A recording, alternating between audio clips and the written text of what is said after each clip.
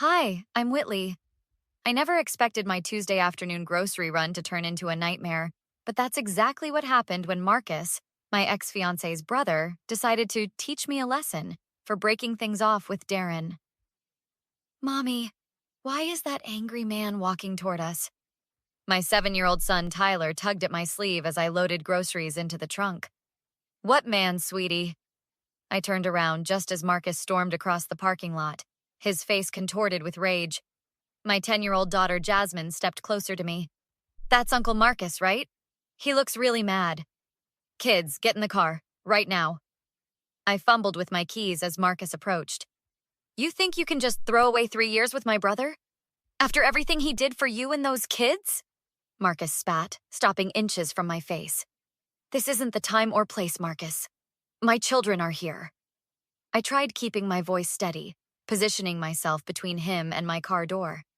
Those kids need a father figure. Darren was the best thing that ever happened to you, and you know it. He jabbed a finger toward me. Please leave us alone. This is between Darren and me. Is it? Because my brother's been a complete wreck for 2 months while you're out here living your best life? His voice grew louder with each word. An elderly couple loading groceries nearby paused to watch. The woman pulled out her phone. I'm asking you one more time to leave. My children are scared. I glanced at Tyler and Jasmine, their faces pressed against the car window. You think I care? You've destroyed my family. Darren's family. Your brother cheated on me repeatedly. He made that choice, not me. My voice cracked. That's when Marcus snapped. You lying! He lunged forward, grabbing my arm and shoving me against my car. Mom! Jasmine screamed from inside. A sharp pain shot through my shoulder as I stumbled, hitting my head against the side mirror. Someone call security! The elderly woman shouted, her phone already recording. You stay away from my brother, Marcus hissed. You and those kids were never good enough for him anyway. The store security guard came running across the parking lot. Sir, step away from her now. Marcus backed up, hands raised. This isn't over, Whitley, not by a long shot. That night, after finally getting the kids to sleep, my best friend Sophia sat across from me at my kitchen table, holding an ice pack to my bruised shoulder. You need to press charges, she said, her voice tight with anger. He assaulted you in front of your children, Whit. I don't want to make things worse. The kids have already been through so much with the breakup. Sophia set down the ice pack. And what message does it send them if you let this go? That it's okay for men to hurt their mother? It's not that simple. Darren's family is connected in this town. His father plays golf with half the police department. So what? There were witnesses. That couple recorded the whole thing. Sophia pulled out her phone. Look, it's already circulating online. My stomach dropped as she showed me the video. There I was, backed against my car. Marcus's face twisted with rage as he grabbed me. Oh God. Whitley, listen to me. You need to call Detective Collins. Remember her from when we reported that break-in last year? She'll take this seriously. My phone buzzed with a text from Darren. Marcus told me what happened. He was just upset. Can we talk? I showed Sophia the message. Unbelievable. Her eyes flashed with anger. Your ex's brother assaults you and Darren's making excuses. He always does. I bit my lip, remembering all the times I'd forgiven Darren's mistakes. That's exactly why you need to take action. Sophia grabbed my hand. What if next time it's worse? What if the kids get hurt? As if on cue, Jasmine appeared in the doorway, her eyes red from crying. Mom, is that man coming back? He's not coming back, sweetie, I promised, pulling Jasmine into my arms. Did you have a nightmare? I heard you and Aunt Sophia talking. She glanced at my bruised shoulder. I'm scared. I know you are. I stroked her hair. But we're going to make sure this never happens again. How? Her voice was small. I looked at Sophia, then back at my daughter. By telling the police what happened. Just like we've talked about. When someone hurts you, you tell a trusted adult. The next morning, Detective Collins sat across from me at the police station, reviewing the footage. This is clear assault, she said, pausing the video. And with witnesses plus the recording, we have a strong case. Darren will try to make this go away, I warned. His family has influence here. Detective Collins leaned forward. Mrs. Peterson at the grocery store was a judge for 30 years before retiring. Her statement alone carries significant weight. Plus, we have your children as witnesses. I don't want my kids involved in this. They already are involved, Miss Bradley. They watched their mother being attacked. Her voice softened. I understand your concern, but this is open and shut. As we finished the paperwork, my phone rang. Darren's mother. Whitley, dear, can we please talk about this misunderstanding? Her sugary voice made my skin crawl. Your son's brother assaulted me in front of my children. That's not a misunderstanding, Vivian. Marcus has a temper, we all know that. But pressing charges? Think about what this will do to the family. I am thinking about family. My family. My children who are now having nightmares. Detective Collins raised an eyebrow, listening to my side of the conversation. Darren is devastated, Vivian continued. He wants to make this right. 3 years of cheating and lies, and now his brother attacks me. There's no making this right. People are saying you provoked Marcus, that you've been turning the children against their uncle. My hand tightened around the phone. Who's saying that? It doesn't matter. What matters is finding a solution that doesn't involve courts and lawyers. I need to go, Vivian. I hung up, my hand shaking. Let me guess, Detective Collins said. They're trying to make this go away. Apparently, I provoked the attack. Classic victim blaming. Don't let it get to you. Later that afternoon, I met with Mr. Reynolds, a lawyer Sophia recommended. The evidence is compelling, he said, reviewing the police report. But be prepared. They'll try to paint you as unstable or vindictive. They already are. I showed him comments on the video online, many supporting Marcus. These people don't know you, Mr. Reynolds assured me. What matters is what happened, and we have that on video. My phone buzzed with a text from Darren. Marcus is willing to apologize if you drop this. Please don't destroy his life over one mistake. Mr. Reynolds read the message. That's admission they know he was wrong. Save everything. On our way out, we ran into Marcus and Darren in the parking lot. Whitley, just the person I wanted to see. Darren stepped forward, blocking our path. This isn't appropriate, Mr. Reynolds intervened. My client has a restraining order pending. I just want to talk, Darren insisted, his charm on full display. Marcus has something to say. Marcus stepped forward, looking more annoyed than remorseful. I'm sorry for losing my temper. It won't happen again. That's not good enough, I said, finding my voice. You attacked me in front of my children. I barely touched you. We have it on video, Mr. Reynolds reminded him. This conversation is over. You've always been so dramatic, Darren sighed. This is why things never worked between us. Something inside me snapped. No, things never worked because you couldn't stay faithful for more than 3 months at a time. Let's go, Mr. Reynolds urged, guiding me toward my car.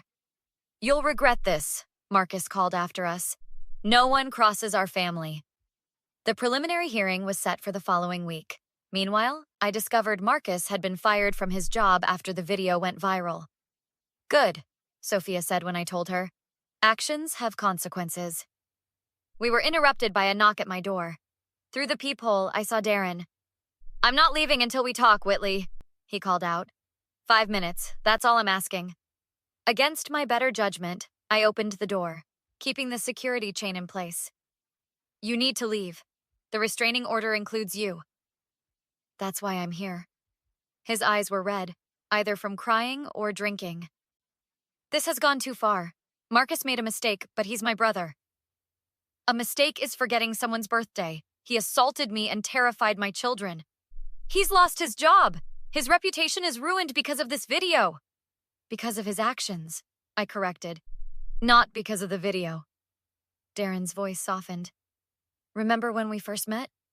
You said family was everything to you. My brother is my family, Whitley. And my children are mine. The same children who watched their uncle attack their mother. They're young. They'll forget about it. Jasmine hasn't slept through the night since it happened. Darren ran a hand through his hair. What do you want from us? Money? Marcus doesn't have any now that he's unemployed. I want justice. I want my children to see that no one has the right to hurt them or anyone else. This isn't you talking. It's that friend of yours, Sophia. She's always hated me. No, this is me finally standing up for myself after years of letting you and your family walk all over me. His expression darkened. You're making a huge mistake, Whitley. You know my father's connections in this town. Are you threatening me? I'm trying to make you see reason. He slammed his hand against the doorframe, making me flinch.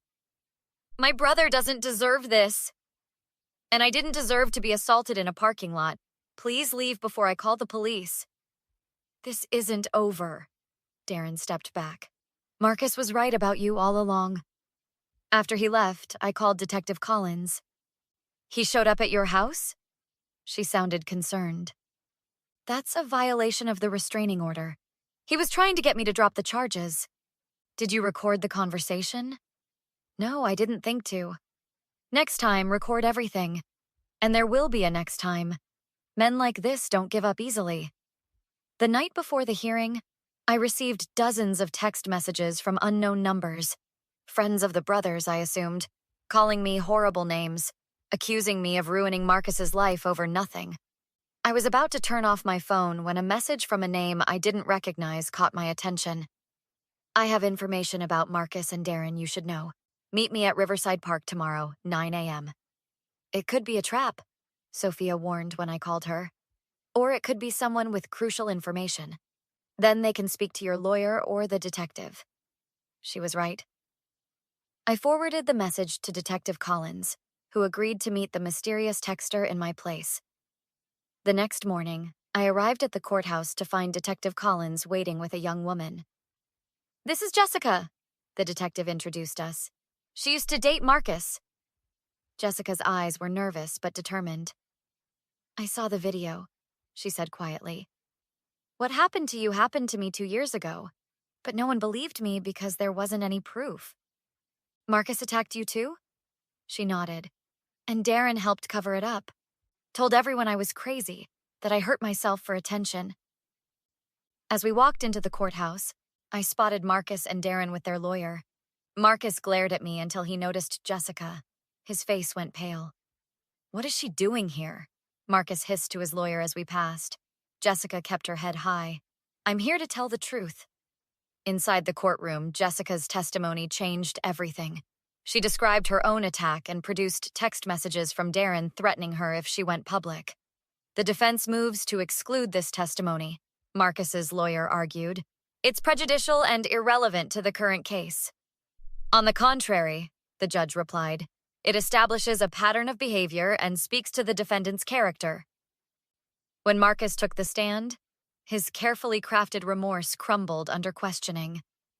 Miss Bradley provoked me, he insisted. She's been poisoning my brother's children against our family. The video shows Miss Bradley loading groceries when you approached her, the prosecutor pointed out. How exactly was she provoking you? You don't understand our history. She's manipulative. Did you or did you not grab Miss Bradley and shove her against her vehicle? Marcus's jaw tightened. It wasn't as violent as she claims. The medical report indicates bruising consistent with her account, and the video speaks for itself. When it was my turn to testify, I felt Darren's eyes boring into me from the gallery. Miss Bradley, why did you end your relationship with Darren Matthews? My lawyer asked. Objection, Marcus's lawyer jumped up. Relevance?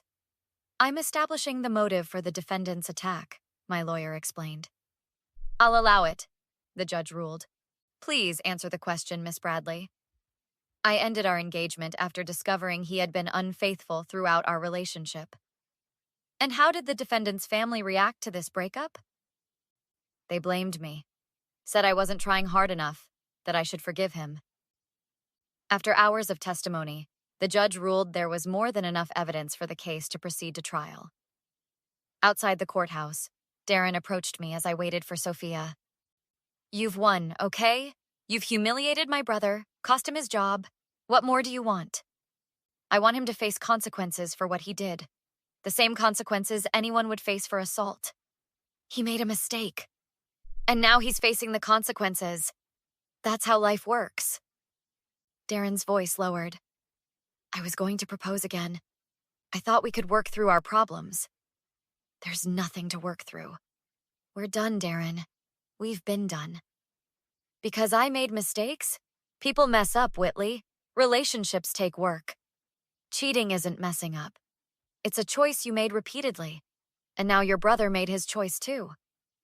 Sophia arrived, placing a protective arm around my shoulders. Everything okay here? Darren was just leaving, I said firmly. 3 months later, Marcus pled guilty to assault. The judge sentenced him to probation, community service, and mandatory anger management classes. After the sentencing, Jessica and I sat in a coffee shop across from the courthouse. Do you think he's learned anything? She asked. Probably not, I admitted. But I've learned something important. What's that? That I'm stronger than I thought. That standing up for myself sets an example for my children. My phone buzzed with a text from Darren. I miss you. The kids miss me. Can we talk about trying again? Jessica saw the message and raised an eyebrow. Some people never change, I said, deleting the text without responding. That evening, as I helped Jasmine with homework, she looked up suddenly. Mom, I'm proud of you. For what, sweetie? For standing up to Uncle Marcus and Dad. My friend Emma's mom lets her dad yell at her all the time, even though they're not together anymore. I set down my pen. Nobody has the right to hurt you. Not physically, not with words, not ever. I know that now, she said, smiling. Because of you. Have you ever had to stand up to someone who hurt you? Sometimes the bravest thing we can do isn't forgetting or forgiving. It's holding others accountable for their actions and showing our children what healthy boundaries look like.